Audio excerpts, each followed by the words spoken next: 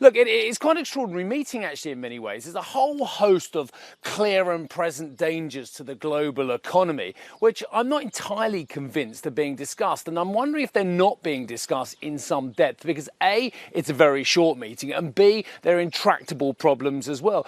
Issues such as how to get growth in Europe, for instance, and we'll come on to that in a few moments' time. But what do appear to be the two big thorny issues which are most prevalent here is, one, the emergence of competitive digital currencies. And I've just actually had a very interesting conversation on Twitter with a couple of people about why the central bankers and why the G7 finance ministers are so worked up about Libra, but they don't seem to care so much about Bitcoin. And one answer I was able to give on Twitter, I don't know if it's the answer, but it's certainly one answer, is the fact that Bitcoin is still relatively niche. It is not something that is widely adopted, despite the fact that financial channels such as CNBC give it its airtime and its due prominence, to be fair, because it is such an innovative piece of, well, dare I say, a cryptocurrency. Whereas Libra, for instance, if it were adopted by all of the Facebook users, would immediately be an alternative currency just because of the widespread usage. So I think that's why Libra is getting so much attention. Now let's get on to the other thorny issue, which is, of course, this digital taxation row,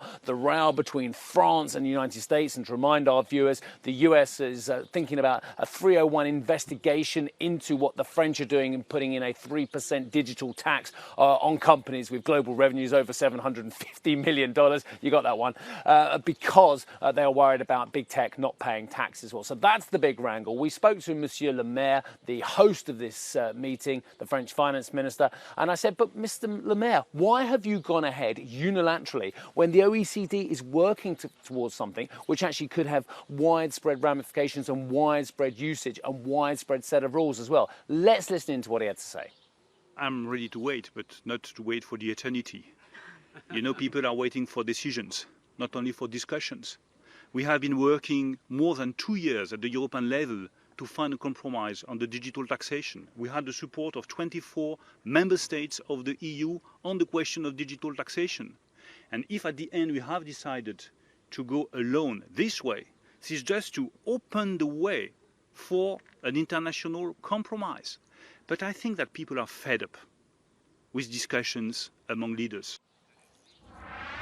And people are fed up, I guess, as well. Now, look, very strange encounter with Giovanni Tria yesterday, the Italian finance minister. He was having a long conversation in Italian with a load of Italian press, and I managed to walk along and ask a quick question. And I asked him about the Stability and Growth Pact, and he seemed quite surprised I was asking about it. He actually said to me, and I've got that bit, we're not going to use it on cameras, we're not here to discuss that as well. But I said, but sir, surely addressing the risks in the global economy and financial system, and that's on page 4 of their programme here, is what it's all about. And surely if the Stability and Growth Pact is a barrier to Europe having growth, then it's something you should be discussing. Anyway, he did give me an answer, so let's listen in to Giovanni Tria.